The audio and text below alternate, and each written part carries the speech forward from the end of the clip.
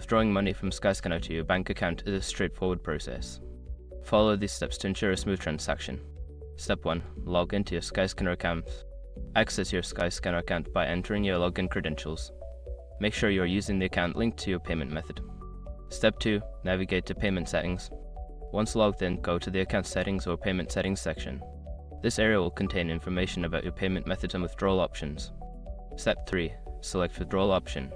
Look for the option to withdraw funds. This may be labeled as Withdraw, Transfer to Bank, or something similar. Click on this option to proceed. Step 4. Enter bank account details.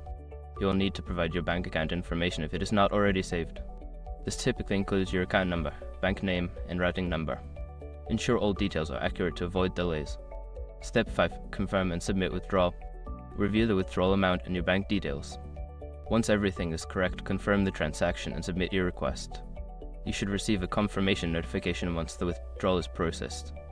By following these steps, you can successfully withdraw money from Skyscanner to your bank account.